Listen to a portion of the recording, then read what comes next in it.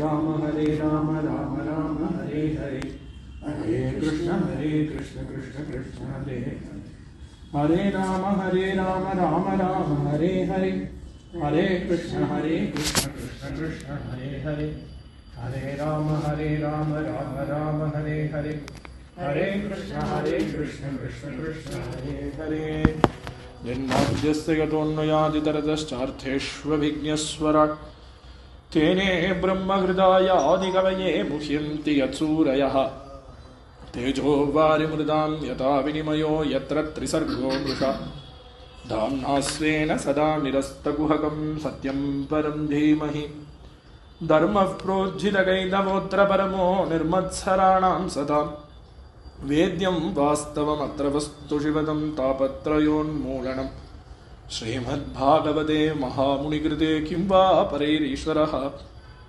Sadyo Hridi Avarudhyate Trakartuvigi Shushrushu Vistakshanad Nigama Kalpataror Galitam Palam Shugamugad Amritadrava Samyudam Pibata Bhagavatam Rasamalayam Huraho Rasikaha Bhuvi Bhavukaha Yam Pravrajantam Anupetam Apeta Krityam Vaipayano Virahakatara Ajuhava Putreti Tannayataya Taravo Bineduhu Tam Sarvabhuta Hridayam Munimanatosmi Yasvanubhavam Akila Shruti Saramekam Adhyatma Deepamati Tirshatam Tamundham Samsarinam Karunayaha Purana Guhyam Tam Vyasa Sunum Upayami Gurum Muninam Narayanam Namaskritya Naram Chaiva Narottamam Devim Saraswatim Vyasam Tato Jayamudirayete Krishnaya Vasudevaya Devaki Nandanaya Cha Nanda Gopakumaraya Govindaya Namo Namaha Krishnaya Vasudevaya Haraye Paramatmane Pranadakleshanashaya Govindaya Namo Namaha Nama Sankirtanam Yasya Sarva Baba Pranashanam Pranamo Dukkha Yamanaha Tam Namami Harim Param Radhika Gujakasturi Kumkumankita Vakshasam Shringara Rasamurtim Tam Bhakta Kolahalam Bhaje Murali Mandita Karakamalam Munijana Mohanam Vyadhyastapadam Vanamala Darinam Prema Bhakta Mandala Nitya Kirtitam Shri Premika Varadam Ashrayeham Kaligadochitam Dharmam Nama Sankirtanatmakam Nirnetum Avatirnam Tam Premikam Sadgurum Bhaje Vairagyadi Gunain Nranam Hitakaram Bhakti Katanatmakam Vijnanadi Gunagaram Shubhakaram Shri Premikendratmakam Shri Krishnarchana Tatparam Sukakaram Vedokta Dharmatmakam Shrimantam Muralidaram Guruvaram Vyayami Sarvatmakam Sarvatra Govindanama Sankirtanam Govinda Govinda Sakshatu Shriyapatiyana Bhagavanudayave மூச்சு காத்தாக இருக்கு அப்படிங்கிறது நம்முடைய வேதங்களுக்கான பெருமை. நம்ம மதத்தில் இருக்கிறதுக்கு தான் வேதங்கிறது தகு. ஏன் வேதங்கிறது தகும் அப்படின்னுட்டா மற்றவாள்னா அவளுக்கு தெரிந்துதான விஷயத்தை கொண்டு வந்து கொடுத்து இது வேதம் வேதம்னு சொல்லிட்டு இருக்கா. வேதம்னா முதல்ல என்னன்னு தெரிஞ்சுக்கணும். வேதம்னா ஞானம்னு அர்த்தம், அறிவுன்னு அர்த்தம். இந்த மத்தஸ்தாள்னா தான் ஏதோ ஒரு கிரந்தத்தை பண்ணிவிட்டு அதை வேதங்கிறா. ஆனால் அதெல்லாம் என்னன்னா இதெல்லாம் இன்னைக்கு இன்னார் பண்ணதுங்கிறது தெரியுது. எந்த மதத்தில் எடுத்துட்டாலும் பைபிள் அப்படின்னு எடுத்துட்டா இதுக்கு இந்த தேதியில இவர் பண்ணியிருக்காங்கிறதுக்கு அவளே பிரமாணம் வச்சுட்டு இருக்கா, அவர் தான் பண்ணினாருங்கிறதும் தெரியுது. அப்போ குரான்னு எடுத்துட்டா அதுக்கு ஒரு நாள் இருக்கு, அதில் இன்னைக்கு தான் அவர் பண்ணியிருக்கிறாருங்கிறது தெரியுது, பண்ணவர் யாருங்கிறதும் தெரியுது. அப்போ அவாவா ஒரு புஸ்தகத்தை கொண்டு வந்து அதை வேதம்னா அது எப்படி வேதமாகும்? ஆனால் நம்ம வேதத்துக்கு இருக்கக்கூடிய தனி பெருமை என்னன்னா இந்த வேதத்துக்கு இன்னொரு பெயர் சொல்லப்படுறது அபௌருஷேயம். அபௌருஷேயம்னா என்ன? அபௌருஷேயம்னா இது யாருனாலையும் பண்ணப்படலைன்னு அர்த்தம். இது யாரோ ஒருத்தர் உட்கார்ந்து ராப்பகலாக உட்கார்ந்து அவருடைய அறிவெல்லாம் கொஞ்சம் கடைஞ்சி எழுதினாரான்னா அப்படி எழுதலை. எப்படி இருக்குன்னா வேதோ நாராயண சாட்சாத் அப்படின்னு அந்த நாராயணன்கிறவர் எப்படியோ அது போல அவரே தான் இந்த வேதம். அதனால எப்போ ஒரு புஸ்தகத்தை நம்ம எழுதுறோமோ அதில் நம்மளுடைய அபிப்பிராயங்கிறது வந்துடும். இப்போ நான் ஒரு புஸ்தகம் எழுதுறேன்னா அதில் எனக்கு என்ன ஒரு அபிப்பிராயம் இருக்கோ அது அதில் பிரதிபலிக்கும் இல்லையா? பொதுவாக ஒரு புஸ்தகம்னு எழுதினா அதில் நம்ம என்ன தாட் இருக்கோ அதுதான் அதில் இருக்கும். ஆனால் நம்ம வேதமும் எப்படி இருக்குன்னு பார்த்தா ஆச்சரியமாக இருக்குது, எல்லாருக்கும் சம்மத்தமாக இருக்குது. இன்னும் பிரார்த்தனைலாம் எப்படி இருக்குது அப்படின்னுட்டா இது சன்னோ அஸ்து திபதே சஞ்சதுஷ்பதேன்னு பிரார்த்தனை பண்ணுறது. என்னன்னா பூமியில் 2 கால் உடையவாள்லாம் சௌக்கியமாக இருக்கணும்னு ஒரு பிரார்த்தனையா? அவ சொல்கிற வேதங்கள்லாம் என்ன பண்ணுறது அப்படின்னா இந்த மதத்துக்கு இவா அந்த மதத்துக்குள்ள கன்வெர்ட் ஆகி வரலைன்னா அவளை வெட்டுங்கிறது. அது ஒரு வேதமா? ஆனால் நம்ம மதம் என்ன பண்ணுறது அப்படின்னு பார்த்தா எல்லாருக்கும் சௌக்கியத்தை பண்ணணும்னு கேட்குறேன். எல்லாரும் சௌக்கியமாக இருக்கணும். அதுவும் என்னன்னா 2 கால் உடையவாங்கிறதோட நிறுத்தலை, சதுஷ்பதே அப்படிங்கிறது என்னன்னா 4 கால் உடைய பசுக்கள் முதற்கொண்டு எல்லாம் சௌக்கியமாக இருக்கணும்னு கேட்டால் அது எப்பேற்பட்டது இந்த வேதம். அந்த வேதம் என்ன சொல்றதுன்னா சகேகோ நாராயண ஆசீதுன்னு இந்த சர்வேஸ்வரனான ஸ்ரீமன் நாராயணன் ஒருத்தரே மிச்சப்பட்டிருந்தார்.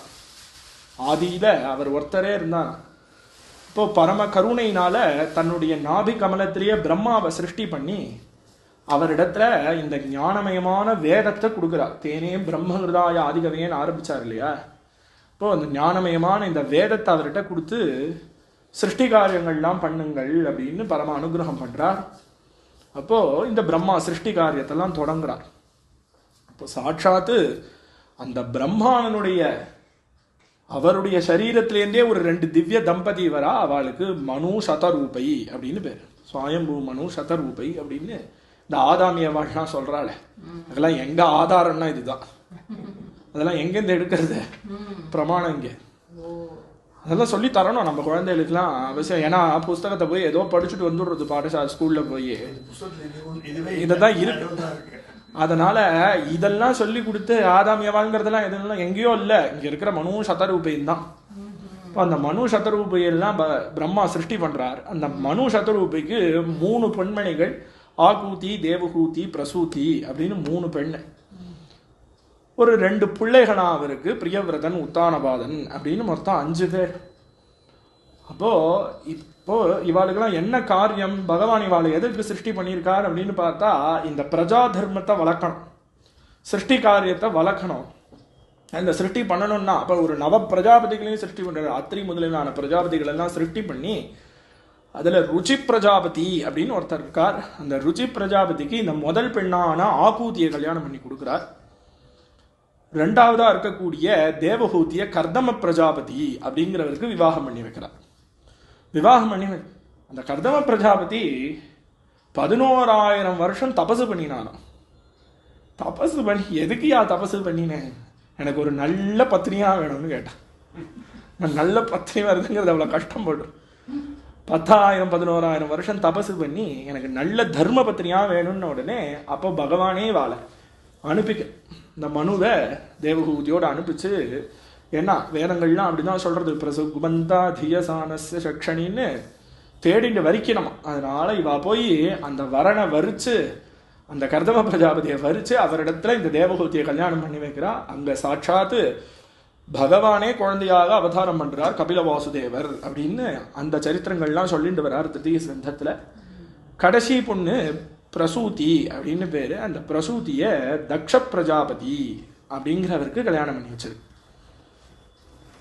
எப்பொழுதுமே நமக்கு எப்போ வித்யையோ ஒரு பதவியோ நம்ம இடத்துல இருக்கோ அப்போ முதல்ல நமக்கு என்ன வரணும் அப்படின்னா வினயோங்கிறது வரும். வித்யா ததாதி வினயம் வினயாத்யாதி பாத்திரதான் பாத்திரத்வாத்து தனமாப்னோதி தனாத்தர்மம் ததசுகம் அப்படின்னு நன்னா படிச்சிருக்காருன்னு வள வள வளவலன்னு நான் படிச்சிருக்கேன் சார், நான் தெரியும் எனக்கு நிறைய படிச்சிருக்கேன். இப்படி பக்கத்தில் உட்காந்து லொட லொட லொட லொடன்னு பேசிட்டு இருந்தாருன்னா அவர் படிப்பே இல்லைன்னு அர்த்தம். ஏன்னா முழு குடம் தளம்பாதுன்னு இல்லையா? எப்போ அவள் பூர்ணமாக இருக்காளோ அவள் ரொம்ப நிசப்தமாக இருப்பாள். நிசப்தமாக இருப்பாள். லொட லொட லொடன்னு பேசிட்டு ஏதோ 4 வாரத்தை தெரிஞ்சுட்ட உடனே இப்படி ஒரு மணி நேரம் ஒரு 4 பேர் கேட்குறா கதை கேட்குறான்னு நானாக்கும் இந்த மாதிரி உபன்யாசம் பண்ணுறதுன்னு கிளம்பினா அப்புறம் என்ன பிரயோஜனம்? அப்படி கிளம்ப மாட்டா இல்லையா? இல்லை வித்வான்கள் அப்படி கிளம்ப மாட்டாளே. வித்யா ததாதி வினயம்னு முதல்ல வினயம் வரணும். எப்போ படிப்பு இருக்கோ அப்போ வினயம் வரணும்.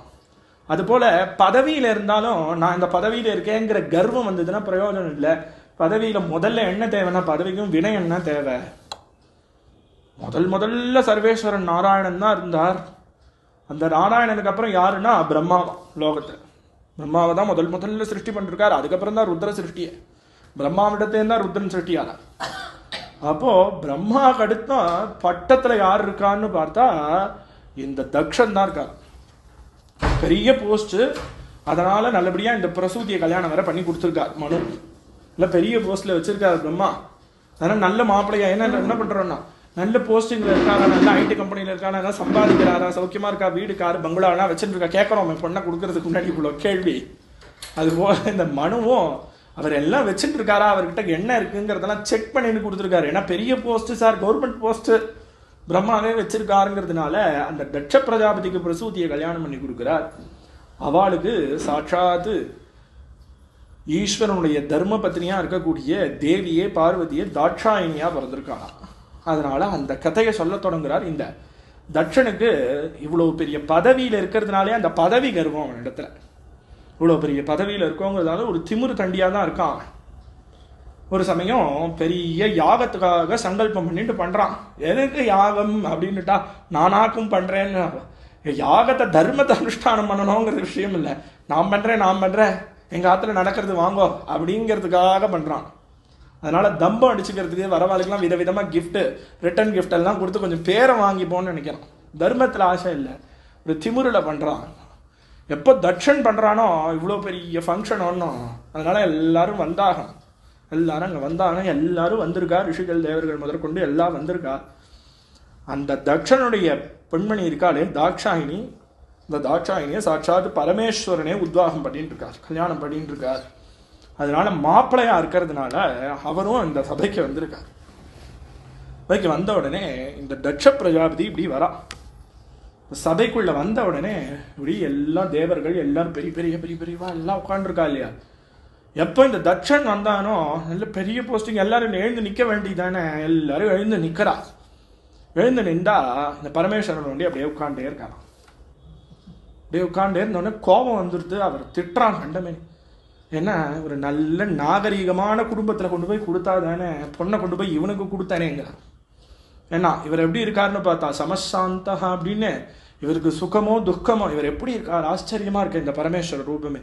நான் தலையில இப்படி அமிர்தம் வருஷிக்கிறது, கழுத்துல பாம்பை வச்சுட்டு இருக்கார், விஷமும் அவர்கிட்ட இருக்கு, அமிர்தமும் அவர் இடத்துல இருக்கு. இப்படி கையில அக்னியை வச்சுட்டு இருக்கார், மேலே தலையிலேருந்து கங்கை கொட்டுறது, இந்த பக்கம் சீதமும் இருக்கு உஷ்ணமும் இருக்கு. அப்போ அவர் என்ன தரிச்சுட்டு இருக்கான்னு பாரு, வியாக்ர சர்மதரஹா அப்படின்னு இந்த புலித்தோலையே அவருக்கு இதுவா போட்டு இருக்கார். நெத்தியில அழகா ஒரு சந்தனம் குழைச்சிட்டு கூடாதோ அதெல்லாம் இல்லையா, சாம்பலை எடுத்து பூசிட்டு இப்படி பண்டாரம் மாதிரி இருக்காருன்னு திட்டுறான் அவர். ஆனா அவர் எப்படி இருக்காருன்னா பரமஜானியா இருக்கார். ஏன்னா இது சீத்தம்னா என்னன்னு தெரியாது, இதுன்னா எல்லாத்துக்கும் சம புத்தி உடையவரா இருக்கார் இந்த பரமேஸ்வரன். இப்படி உட்கார்ந்துருக்கார். அதை பார்த்தோன்னே இப்படிலாம் திட்டுறான். நாகரிகமான ஒரு குடும்பத்துல போய் என் பொண்ணை கொடுக்காம இவெல்லாம் சொன்னேன்னு கொடுத்தேனே, என் தள்ள வச்சுக்கணும். ஏன்னா என்ன போல ஒரு பிரபு இங்க வர இவன் உட்காண்டே இருக்கான் பாத்தியா அப்படின்னு இந்த பரமேஸ்வரன் நிந்தை பண்றான். ஈஸ்வரன் நிந்தைய பண்ண உடனே இதை பார்த்துட்டு இருந்த நந்திகேஸ்வரர் இதெல்லாம் கேட்டுட்டு, எப்போ நம்ம பிரபுவை இவன் இப்படி பேசுறானோ, ஏன்டா பக்கன்னு கத்தின்ண்டே இருக்க, நீ ஆடா போகும் தலைக்கு சீக்கிரமே உனக்கு ஆடு தலை ஏற்படட்டும்னு சாபம் விட்டார். இப்படி சாபம் விட்ட உடனே கோபம் வந்தது. புருகு வரிஞ்சுட்டு வர தட்சனுக்கு புருகு வரிஞ்சுட்டு வந்து, என்னப்பா என்ன இப்படி கத்துறேள் அப்படின்னு இவர் திரும்ப சாபம் விடுறார் புருகு. அதனால இப்போ இப்படி பரமேஸ்வரன் உட்காந்துருக்காரு, ஒன்றும் இப்படி பூர்ண ஞானியா இருக்கிறதுனால அவளுக்கு இதெல்லாம் ஏற்காது. இப்படி ஒரு ஆச்சரியமா ஒரு தர்ம காரியம் நடக்கிறது, ஒரு பெரிய யாகம் நடக்கிறது. இந்த இடத்துல நம்மளால எதுக்கு ஒரு சலசலப்பு அப்படின்னு நினைச்சுட்டவர் இப்படி கிளம்பி போயிட்டாராம் கைலாசத்துக்கு. இன்னும் நம்ம இருந்தா தானே இங்க பிரச்சனை, நம்மளால தானே இவ்வளவு சண்டை, அதனால வேண்டாம்னு நினைச்சுட்டவர் கைலாசம் கிளம்பி போயிட்டாராம். அந்த யஜ்ஞ மகோத்சவம் நடந்து முடிஞ்சுது.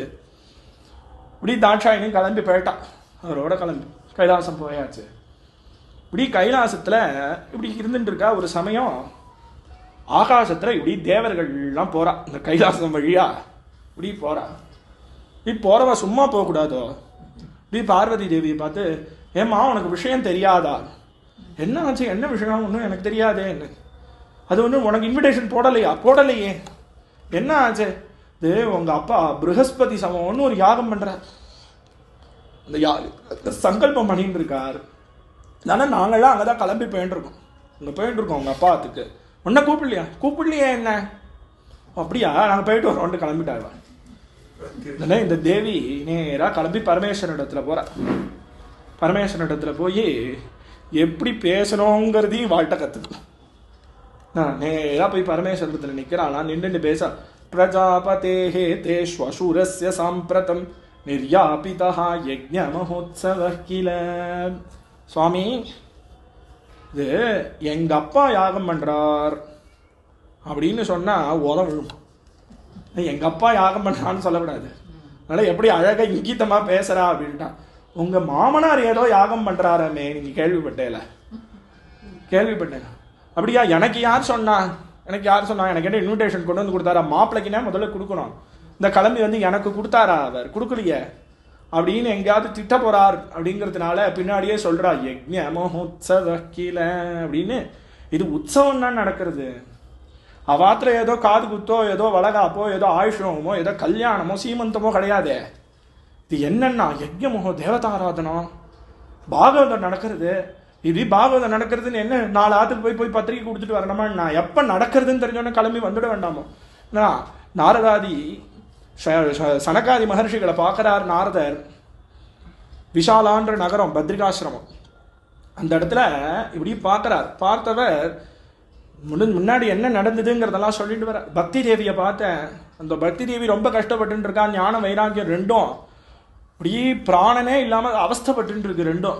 அதனால அவளை எப்படியாவது சத்கதி கொடுக்கணும் அவளுக்கு. யாருக்கு? ஞானத்துக்கும் வைராக்கியத்துக்கும். அப்போ இந்த ஆகாசவாணி சொல்லியிருக்கா, சத்கர்மாவை பண்ணு அப்படின்னு. நாரதருக்கு தெரியாது ஒன்று உண்டோ? எல்லா விஷயங்களும் தேடி தேடி தேடி ஆராய்ஞ்சு சத்கர்மா அவருக்கு என்ன தெரியுமோ அதெல்லாம் பண்ணி பார்த்துட்டார். இனிமேல் என்ன இனிமேல் அவருக்கு ஒன்றும் தெரியலையா எதை பண்ணணும். இப்படி கிளம்பி வந்து இந்த பத்ரிகாசிரமத்தில் சனகாதி மகர்ஷிகளை பார்த்து என்ன பண்ணணும்னு கேட்குறார். அப்போ பாகவத சப்தாகங்கிறது தான் சத்கர்மா அப்படின்னு சொல்லி இந்த சனகாதிகள் நாங்களே பிரவச்சனம் பண்றோம்டா. இந்த சப்தாகம் யாரை வச்சு என்ன பண்றது, நாங்களே கதை சொல்ல வரோன்னு உடனே சொன்ன உடனே இவ போய் என்ன கிடுகிடுன்னு போய் ஏதாவது பத்திரிகை எல்லாம் அடிச்சு எல்லாருக்கும் இன்விடேஷன் ரெடி பண்ணி எல்லா ஊருக்கும் அனுப்பிச்சாலான்னா அப்படிலாம் அனுப்பவே இல்லை. இவ கங்காத்வாரம் வந்ததுதான் தாமதம். வந்தா தேவர்கள்லேருந்து முதற்கொண்டு எல்லாரும் ரொம்ப பெண்ணா ஆடிட்டோரியத்துல இடம் இல்லைங்க. அப்போ எப்போ ஒரு உற்சவம்னு ஒன்று நடக்கிறதோ வந்துவிட வேண்டியது தானே. ஏன்னா அது நம்மாத்த ஃபங்க்ஷன் இல்லை. அங்கே நடக்கிறது என்னன்னா பகவானை கொண்டாடுறது என்ன. அப்போ யாராவது வந்து கூப்பிடணும், அதெல்லாம் லஜ்ஜையாக பார்க்கக்கூடாது. எப்போ பாகவதம் நடந்துருதோ அவள் நம்மளை பிடிக்காமே இருந்தாலும் அதுக்கு போயிடும். ஏன்னா நம்ம அவாத்துக்கு போகலையே, கிருஷ்ணன் வந்திருக்காங்க அதனால போயிடணும் இல்லையா. அதனால சொல்றா யஜ்ஞ மகோத்சவ கில. இந்த யஜ்ஞங்கிறது என்ன? யஜ்ஞோ வை விஷ்ணுன்னு அந்த யஜ்ஞ ஆராதனங்கிறதே அந்த எம்பெருமானை கொண்டாடுறதுக்கு.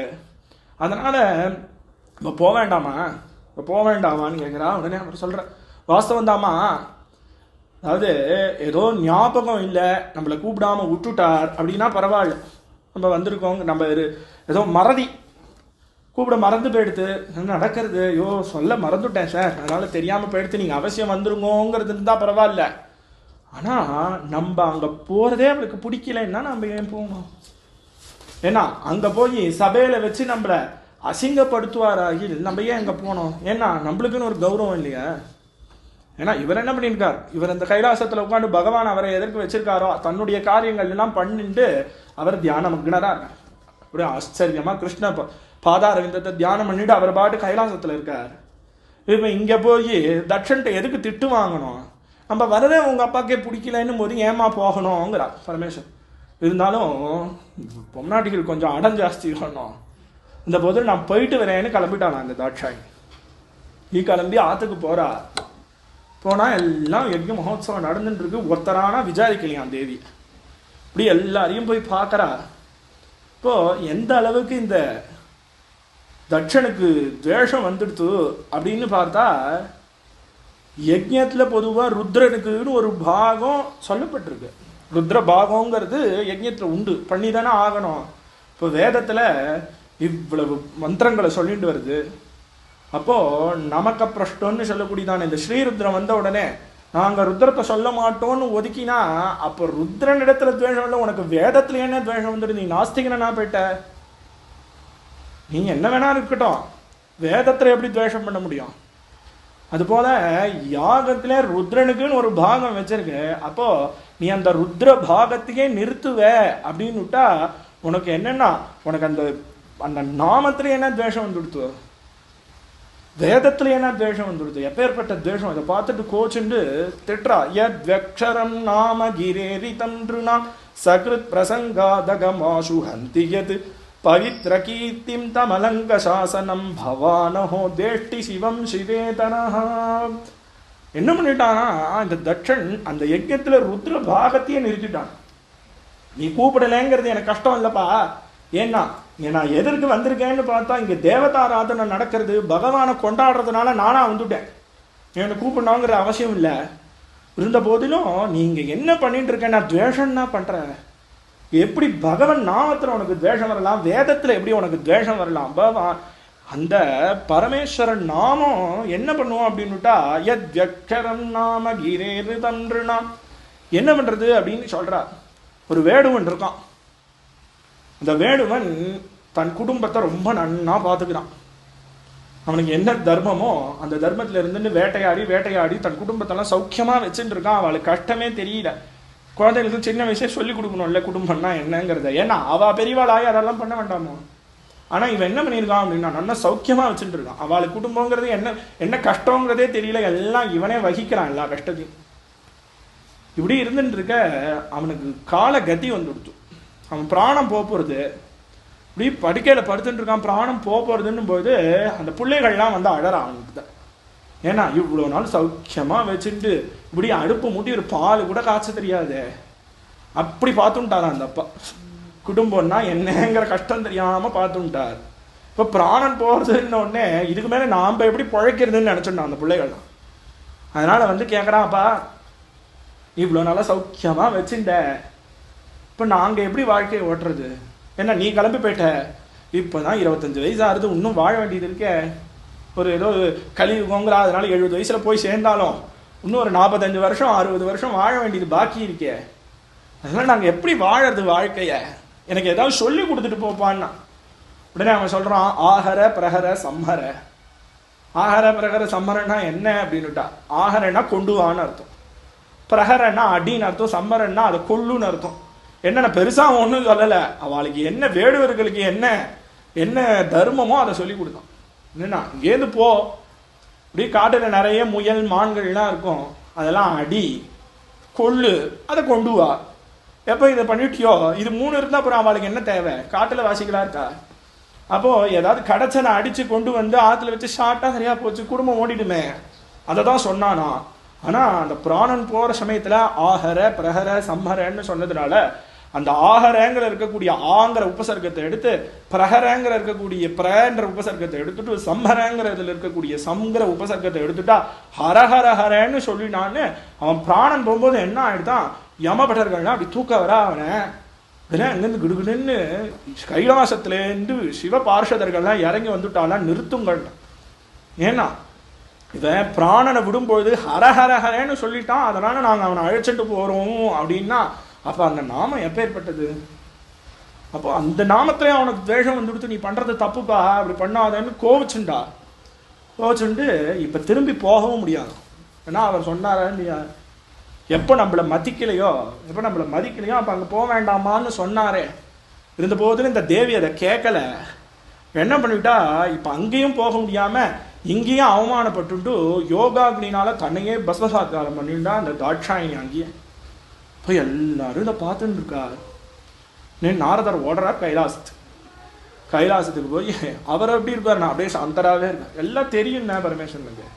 இருந்த போதிலும் அப்படியே அந்த சாந்த ஸ்வரூபியாவே இருக்கா. அவருக்கு ஒரு சங்கல்பமும் இல்லை, இதை பண்ணணும் அது பண்ணணும், 4 மணி ஆச்சுன்னா காபி ஷாப், இந்த சங்கல்பம் அவருக்கு கிடையாது.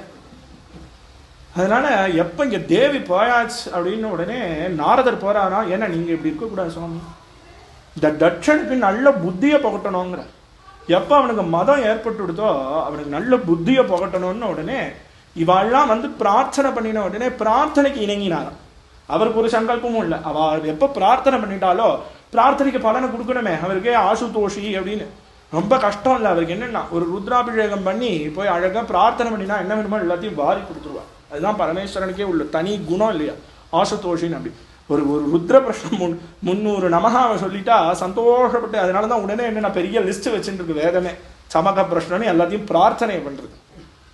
இப்படி கேட்டா சந்தோஷப்பட்டுருவாரு இல்லையா. எப்ப பக்தால் வந்து பிரார்த்தனை பண்ணின உடனே அனுகிரகம் பண்ணணும்னு தோணித்து. என்னன்னா தட்சனுக்கு புத்தி புகட்டுங்கள் அப்படின்னு உடனே தன் ஜட்டையில இருந்து ஒரு மயிரை எடுத்து ஏவினாரோ, அதுல இருந்து வீரபத்ரர் அப்படின்னு அந்த ருத்ர கணம் கிளம்புறது. அப்படியே எல்லாம் போய் குடுகுடுன்னு போய் அந்த தட்சனுடைய தலையே கொய்தாலாம். தட்சனுடைய தலையை வெட்டி பெரிய கிரது துவம்சமே ஏற்படுது. பெரிய அந்த யாகத்துல நடக்கிற இடத்துல பத்னி சாலைகள்லாம் போய் அடிச்சு உடைச்சு அங்கே என்னென்ன திரவியங்கள்லாம் இருக்கோ எல்லாத்தையும் துவம்சம் பண்ணி அந்த பெரிய பெரிய பெரிய வேதிகைகள்லாம் வச்சிருக்கா. இந்த ருத்ரகணங்கள்லாம் போய் மூத்திரம் போறதா, அது அந்த அக்னியில போய் மூத்திரங்கள்லாம் போய் இப்படி மகாக்கிரத்து துவம்சம் பண்றது பண்ணி இந்த தட்சனும் போய் சேர்ந்து இப்படி ஒருத்தர் போய் இந்த புருகு தானே அவளுக்கு ஹெல்ப் எல்லாம் பண்ணாரு. அந்த புருகுவை போய் ஒரு வாயிலே ஒரு குத்து விடுறா. பூஷாங்கிறவர் இருக்கார். அவர் இந்த ருத்ரனை தட்சன் ஹேளனமா பேசும்போது சிரிச்சாராம். அதனால கோபத்துல போய் அவரை பல்ல உடைக்கிறா. எல்லாம் இப்படி பெரிய பெரிய கல்லோல படுறது அந்த கருத்துவே பண்ணிட்டு எல்லாம் கிளம்பி போயிட்டா. அப்படி யாகம் சங்கல்பம் பண்ண யாகம் அப்படி நடுவுலேயே நின்று போச்சு. இப்படி ஒரு துவம்சம் பண்ணிட்டு இந்த ருத்ர கணங்கள்லாம் போயிடுது. தேவர்கள்லாம் போய் பிரம்மாவிடத்துல பிரார்த்தனை பண்றான். என்ன இப்படி ஒரு யாகங்கிறது சங்கல்பம் பண்ணியாச்சு, நிர்விக்ரமா பூர்த்தி பண்ணணுமே, பாகவதம்னு ஒண்ணு கூடியாச்சு நம்மளாம். இப்போ முதல் நாள் ஆரம்பிச்சா எந்த இதுவும் இல்லாம 7 நாள் முடிக்கணுமே. யஜ்ஞம்னு சங்கல்பம் பண்ணியாச்சு, அதுக்கான என்ன பத்ததி உண்டோ அதெல்லாம் பண்ணிட்டு வந்து அவபிருத ஸ்நான பர்யந்தமான காரியங்கள்லாம் பூர்த்தி பண்ணணுமே. அதனால எல்லாரும் போய் பிரம்மாவிடத்துல பிரார்த்தனை பண்றா. உடனே பிரம்மா ஒரு ஆட்டு முகத்தை கொண்டு எழுப்பினாராம் அந்த தட்சன். ஏன்னா இந்த நந்திகேஸ்வர் இது எழுப்புறதான் எழுப்பினா அதே முகத்தை கொடுத்து எழுப்பக்கூடாதோ. பிரம்மா எழுப்பணும்னு ஆயிடுத்து, அவர் நினைச்சா அந்த பிராணனை கொடுத்துடலான்னு ஆயிடுத்து. எழுப்பினதான் எழுப்பினார், அதே பழைய தட்சன் தலையே கொடுத்து எழுப்பக்கூடாதா அப்படின்னுட்டா இந்த இவர் நந்திகேஸ்வரர் சாபம் கொடுத்தாரு இல்லையா, ஏன்ப்பா கத்தின்ண்டே இருக்க ஆடா போனார் இல்லையா. அதனால ஆட்டு முகத்தை கொண்டே அவர் எழுப்பினாராம். எழுப்பி அங்க நடந்த இந்த கிருத்து துவம்சம் எல்லாரையும் அழைச்சிட்டு இப்ப என்ன நினைச்சுட்டான் அப்படின்னா தட்சன் இவ்வளோ நாளா சிவனிடத்துல இப்படி துவேஷம் பண்ணினது போய் இனிமேலாவது நம்ம சிவபக்தி பண்ணிட்டு இருக்கணும்னு நினைச்சுட்டு இப்படி எல்லாரும் போய் கைலாசத்துல பிரார்த்தனை பண்றா. இது ஒரு அத்தியாயத்தினால கைலாசத்தை ஆச்சரியமா வர்ணிக்கிறார். நிறைய மரங்கள்லாம் இருக்கான், நிறைய புஷ்பங்கள்லாம் பூத்து குலுங்கறதான், அழகழகா பழங்கள்லாம் இருக்கான். அப்படியே எப்படி இருக்குன்னா தாபசாசிரம மண்டலம்னா ராமாயணத்துல. அது போல அந்த பரமேஸ்வரனை சுத்தி அவ்வளவு யோகிகள்லாம் உட்காந்து அந்த கைலாச பர்வதத்துல ஆச்சரியமா தபசு பண்ணிட்டு இருக்காங்க. அங்க இந்த பரமேஸ்வரனை போய் எல்லாரும் ஸ்தோத்திரம் பண்றார்கள். பிரம்மா முதற்கொண்டு, நான் சுவாமி நீங்களே சாந்த ஸ்வரூபமானவர், நீங்க இப்படி ஒரு கோவிச்சுண்டேன்னா அது பூமி தாங்காது, அதனால நீங்க பரம அனுகிரகம் பண்ணி இந்த யஜ்ஞத்தை பூர்த்தி பண்ணி வைக்கணும்னு வந்து பிரார்த்தனை பண்ண, தட்சண ஸ்லோத்திரம் பண்ண. சந்தோஷப்பட்ட பரமேஸ்வரன் கிளம்பி வந்தான அந்த யாகத்துக்கு கிளம்பி வந்து எல்லாரையும் எழுப்பிட்டான். எப்போ இந்த புருகுக்கு பல்லெல்லாம் போச்சா அந்த பல்லெல்லாம் கொண்டு வந்து எல்லாருக்கும் பரம அனுகிரகம் பண்ணி அந்த யஜ்ஞம் இப்படி எல்லாருமா சேர்ந்து எப்போ ஆராதனை பண்ண ஆரம்பிச்சாலோ அப்போ அந்த யஜ்ஞத்திலேருந்தே சாட்சாத் பகவான் ஆவிர்பாவம் ஆறாரா. ஷியாமோ ஹிரண்ய சசனோர்கி கிரீட ஜுஷ்டஹ நீலாலக பிரமர மண்டித குண்டலாஸ்யஹ ஜம்பப்ஜ சக்ர சரசாப கதாசி சர்ம வியக்ரைஹி ஹிரண்மய புஜைரிவ கர்ணிகாரஹ வக்ஷஸ்யதிஸ்ரிதவதூஹு நவமால்யுதாரஹாசாவலோககலயா ரமயம்ஸ்ச விஸ்வம் பிராஸ்வத்பிரமர வியஜன சாமர ராஜஹம்சஹ ஸ்வேதாதபத்ர சசினோபரி ரஜ்யமானஹ. எல்லாருமா சேர்ந்து இந்த யஜ்ஞ ஆராதனம் பண்ணினோடனே சந்தோஷப்பட்டுட்டாராம் பகவான். அஷ்டபுஜத்தோட வெள்ளவரா, சங்கு சக்கரம் கதை, தன்னுடைய சாருங்கங்கிற தனுசு, தன்னுடைய கத்தி, இப்படி கேடயத்தோட கோவிலில் பெருமாள் கோவிலில் போய் பார்த்தா அந்த சக்கரத்தாழ்வார் எப்படி இருப்பார் 16 கையோடு, அது போல இங்க பகவானே அஷ்டபுஜத்தோட இப்படி ஆச்சரியமா சேவையா வாழ்க்கலாம். ஏன்னா பகவான் அவளெல்லாம் பார்த்து அழகா பேசுறான். நானோ பிரம்மாவோ ருத்ரனோ வேறு கிடையாதுப்பா. என்னன்னா நானே பிரம்மாவாக இருந்து இந்த சிருஷ்டி காரியங்கள்லாம் பண்றேன், நானே இந்த லோகத்தை பரிபாலனங்கள்லாம் பண்றேன், நானே பரமேஸ்வரனா இருந்துட்டு இந்த சம்மார காரியங்கள்லாம் பண்ணிட்டு இருக்கேன், எங்க 3 பேருக்கும் பேதமே கிடையாதுங்க. பாகவதம் இங்க ஆச்சரியமான விஷயத்தை காண்பிக்கிறது. சிவை விஷ்ணு அபேதத்தை காண்பிக்க சொல்றார் பகவானே. என்னுடைய ஹிருதயத்துல எப்பொழுதும் பரமேஸ்வரன் இருந்துருக்கார், பரமேஸ்வரனுடைய ஹிருதயத்துல எப்பொழுதும் நான் இருந்துட்டு இருக்கேன். அதனால என்ன அப்படின்னுட்டா, யாராவது என்னிடத்துல பக்தி பண்ணிட்டு பரமேஸ்வர துவேஷம் பண்ணினாலும், பரமேஸ்வரனிடத்துல பக்தி பண்ணிட்டு என்னிடத்துல துவேஷம் பண்ணினாலும் என்ன ஆடும் அப்படின்ட்டா, சூரிய சந்திரர்கள் இருக்க வரைக்கும் அவன் நரகத்திலே இருக்க வேண்டியதான் அப்படின்னு. அதனால நானும் பரமேஸ்வரனும் வேறு வேறு இல்லப்பா அப்படிங்கிறதெல்லாம் அவளுக்கு உபதேசம் பண்ணி ரொம்ப சந்தோஷமானோன்னு பரம அனுகிரகம் பண்ணினார் அப்படிங்கிறத தக்ஷ யஜ்ஞத்தை சொல்லிட்டு வந்தார். மேல பிரியவிரத உத்தானபாதன் அப்படின்னு 2 பேர் அவளுடைய சரித்திரத்தை சொல்ல ஆரம்பிக்கணும் இல்லையா. அதனால பிரியவிரதனுடைய சரித்திரத்தை சொல்ல இருக்க, அதை விட்டுட்டு உத்தானபாதனுடைய சரித்திரத்தை சொல்ல ஆரம்பிச்சாராம். இது என்ன, மூத்தவனோட கதை என்ன சொல்லணும், முதல்ல பிரியவிரதனை பத்தி தானே சொல்லணும். அதை விட்டுட்டு ஏன் உத்தானபாதனைய கதையை ஆரம்பிச்சார் அப்படின்னா, இந்த உத்தானபாதனுக்கு தான் பாகவத ரத்னமா இருக்கக்கூடிய துருவன் வராரா. அதனால அந்த துருவ சரித்திரம் சொல்லணும்னு ஆசைப்பட்டு துருவ சரித்திரத்தை சொல்ல ஆரம்பிச்சார். அந்த துருவனுக்கு பரம அனுகிரகம் பண்ணி பகவானே சாட்சாத் வைகுண்டபதியாக வந்து தரிசனம் கொடுப்பார் அப்படிங்கிறத துருவ சரித்திரத்தை சொல்லிட்டு வந்து, அந்த வம்சத்திலேயே பிருச்சு அப்படிங்கிற ஒரு மகாராஜா வந்தார்.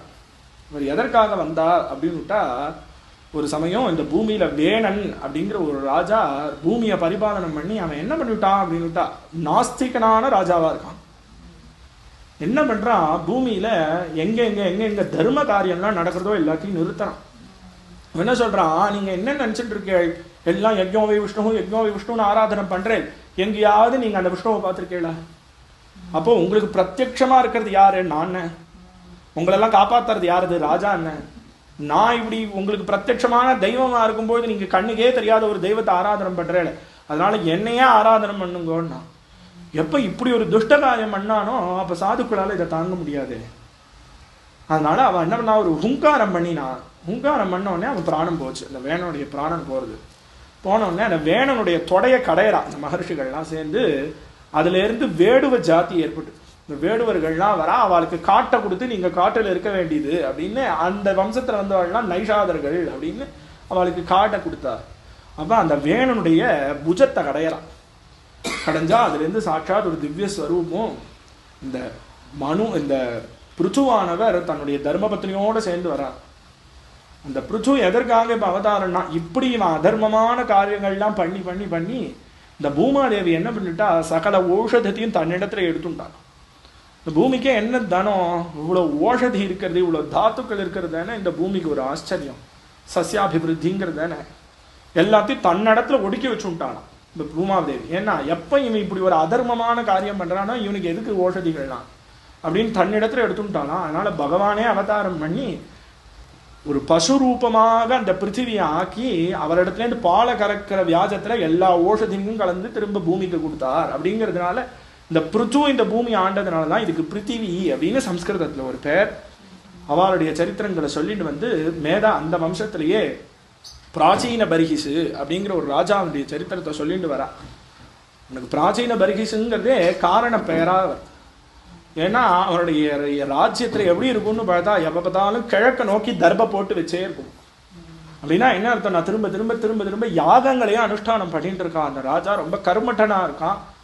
கர்மாவனால நேரா பலன் கொடுக்க முடியாதுங்கிறது சாஸ்திரங்கள். அதனாலதான் முடிக்கும் பொழுது என்ன பண்றோம், நான் காயேனவாச்சா மனசேந்திரியேருவான்னு நான் பண்ணதெல்லாம் உனக்கு அர்ப்பணம் பண்றேன்னு கிருஷ்ண சரணத்துல விட்டாதான் அந்த கிருஷ்ணன் கொடுக்கணும். கர்மண்யேவாதிகாரத்தை கர்மா பண்ணுன்னு பகவான் சொல்லியிருக்கானே அப்படின்னா கர்மா பண்ணுன்னு தான் சொன்னா, கர்மாவையே நம்புன்னு சொல்லலையே.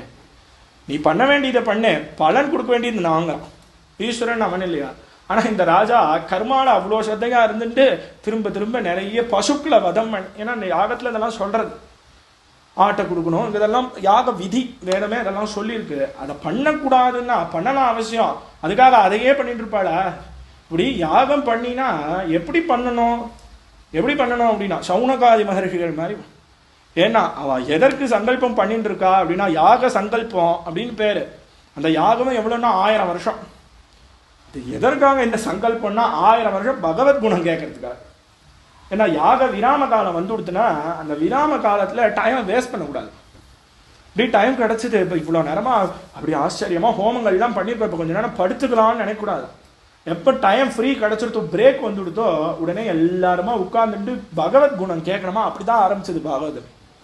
அதனால இந்த 1000 வருஷம் என்னன்னா கதை கேட்கறதுக்கு என்ன, அப்போ கதை கேட்கறதுக்காக இங்க சத்சங்கம் பேர் தான் யாகம்னு பேர். சத்திர யாகம்ங்கிறது சும்மா பேரு, சத்திரங்கிற பேருனால பாகவதம் கேட்கணும்னு கூடியிருக்கா அந்த ரிஷிகள்லாம்.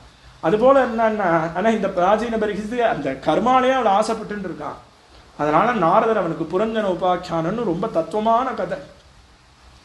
பொதுவாக புராணங்கள்ல கல்பனையான கதைகளும் சொல்லப்படும்.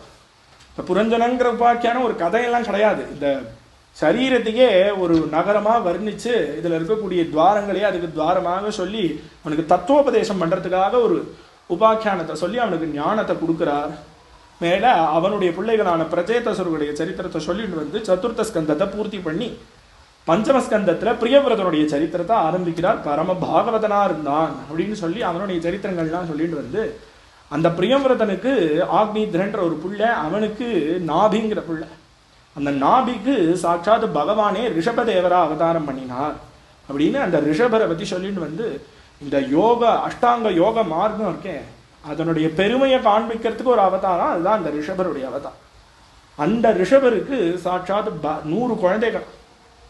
100 குழந்தையில முதல் பிள்ளைக்கு பரதன் அப்படிங்கிற பேரு. அந்த பரதன் இந்த பூமி முழுக்க ஆண்டதுனாலதான் இந்த பூமிக்கு பாரத தேசம் அப்படிங்கிறது.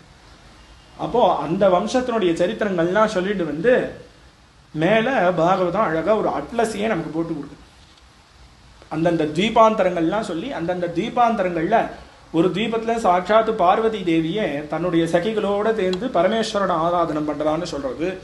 ஒரு தீபத்துல சாட்சாத்து லட்சுமி தேவியானவள் பகவானான மத்ஸ்யமூர்த்தி ஆராதனம் பண்ணான்னு சொல்றது. ஒரு தீபத்துல பிரகலாதன் இருந்துட்டு நிருசிம்மமூர்த்திய பகவான நிருசிம்மன் ஆராதனம் பண்றேங்கிறதெல்லாம் சொல்லிட்டு வந்து பாகவதம் அழகா பூகோள சகோள வர்ணனங்கள்லாம் சொல்லி வெறும் பூகோளம் ஒண்டி சொல்லலாம். மேல அங்க ஆகாசத்துல மேல இருக்கக்கூடிய ஸ்வர்கலோகாதிகள் முழுக்கொண்டு சொல்லி அத்தல வித்தல சுத்தல அசாத்தல பாத்தாளம் முதற்கொண்டு என்னென்ன லோகங்கள்லாம் உண்டோ எல்லாத்தையும் சொல்லிட்டு வருது பாகவதம். சொல்லிட்டு வந்து கடைசியா யாத்தனா பூமையா அப்படின்னு ஒரு பெரிய லிஸ்ட் போட்டுன்னு வந்து நரக்கங்களை பத்தி சொல்றோம்.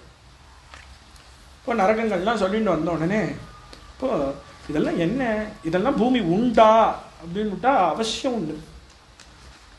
ஏன் அப்படின்னுட்டா என்ன அசிபத்திர வனம் அப்படின்னுட்டா என்ன அப்படின்னா ஒரு இலை இருக்கும், அந்த இலை முழுக்க அப்படியே கத்தி கத்தியா இருக்கும். இவன் பண்ண பாபத்துக்கு அவனை வச்சு அதில் உள்ள வச்சு நசுக்குவான். கும்பி பாகம் அப்படின்னா அந்த கும்பி பாகம் எண்ணெய் இப்படி பெரிய எண்ணெய் சட்டியில இவன் பண்ண பாபத்துக்கு அதுல போட்டு வறுப்பார். இவன் பண்ண பாபத்துக்கு இல்லை இது நடக்குமா, நிஜமாவா நடக்கிறதே? இப்படி ஆத்துல வடை பண்ணிகிட்டே இருக்கோம், வானல் நிறைய எண்ணெயை வச்சு வறுத்துட்டு இருக்கோம். திடீர்னு அதுல வந்து ஒரு பூச்சி வந்து விழுந்து விட்டு செத்து போறது இருக்கே. அது ஒன்றும் இல்லாமல் இப்படி ஒருத்தர் போற நல்ல தனிக்க நல்லா சம்பாதிச்சு வச்சுட்டு இருக்கார். இப்படி பேங்க்ல இருந்து பைசாவை எடுத்துட்டு வரலான்னு ஒரு 10 லட்சம் ரூபாய் பேக்ல எடுத்துட்டு வாசலுக்கு வரத்துக்குள்ள எங்கேருந்து வந்தான்னு தெரியல, விடுவிடுன்னு வந்தான். அடிச்சு அவரை கை காலெல்லாம் வெட்டி அந்த பைசாவை எடுத்துன்னு ஓடுறா. ரத்த கிளறியா இருக்காரு. என்ன இப்போ நமக்கு தெரிஞ்சவா யாராவது இங்கேருந்து போயிட்டு வரா, அமெரிக்கா போயிட்டு வரா, போயிட்டு வந்து சார் நாங்கள் அதெல்லாம் பார்த்தோம், இங்கே இதெல்லாம் இருந்தது, இந்த ஊர் இருந்தது, அங்கே இந்த மால் ரொம்ப நல்லா இருந்தது, இங்கே சுற்றி பார்க்க வேண்டிய இடம்லாம் நிறைய இருக்குது அப்படின்னா நம்புகிறோமே. நம்ம பார்த்தோமா? ஆனால் பார்த்தவா சொல்கிறாளே. அது போல் இந்த மகர்ஷிகள்லாம் இதெல்லாம் தெரிஞ்சுட்டு இருக்கா, அவள் கொடுக்கறது என்ன. அது ஒன்று இல்லாமல் இந்த நரக்கங்கள்ன்றது அங்கே இருக்கணுங்கிறதுக்கு பிரமாணம் இங்கேயே இருக்கே. இங்கேயே இவ்வளோ கஷ்டப்படுறோமே, இவ்வளோ கஷ்டமும் இங்கேயே இருக்கேன். அதனால இதெல்லாம் உண்டுப்பா, இந்த நரக்கங்கள்லாம் உண்டுங்கிறத ரொம்ப விஸ்தாரமாக சொல்லிட்டு வருது பாகவத். மொத்தம் 21 நரக்கங்கள்னு சொல்லி இதோட இல்லை இன்னும் நிறைய நரக்கங்கள் இருக்குங்கிறது இதெல்லாம் சொல்லிட்டு வந்தானே. இப்படி பரீட்சத்து கேட்குறான், ஏன் சுவாமி ஏன் இவ்வளவு விசித்திரம், நல்ல சௌக்கியமான லோகங்கள்லாம் இருக்கு, அதோட நிறுத்த வேண்டியதானே, எதுக்கு இந்த நரகத்தெல்லாம் பகவான் சிருஷ்டி பண்ண? அவர் என்ன ஆனந்த ஸ்வரூபன், ஆனந்த ஸ்வரூபன்ட்டேந்து ஏன் இந்த கஷ்டமான லோகங்கள்லாம் வந்தது? நான் ஆனந்தமா அவர் இருக்கார், ஆனந்தமா இருக்கா மாதிரி தானே எல்லாம் பண்ணணும். அவர் எப்படி ஆனந்தமா இருக்காரோ அந்த மாதிரி தன் குழந்தைகள்லாம் ஆனந்தமா தானே வச்சுக்கணும். அப்படி இருக்கவர் இந்த ஆச்சரியமான இந்த அத்தலம் சுத்தலம் ரசாத்தலம் இந்த மாதிரி லோகத்தோடு நிறுத்திக்க வேண்டியது. ஏன்னா அந்த லோகங்கள்லாம் எப்படி இருக்குன்னா தேவலோகத்தை காட்டிலும் சுகபோகமா நான் சொல்றது. இந்த லோகங்கள்லாம் தேவலோகத்தை காட்டிலும் ரொம்ப சௌக்கியமா இருப்பானாங்க. வேணுங்கிறத சாப்பிட்டு வேளா விலகி அப்படி இருக்கன்னு அதோட எப்போ இந்த மாதிரி ரொம்ப சுகமான லோகம் இருக்கோ அப்போ கஷ்டத்துக்கானதும் இருக்குன்னு அர்த்தம் இல்லையா? ஏன் இதெல்லாம் ஏற்பட்டது அப்படின்னா, நீ என்ன கர்மா பண்றீங்க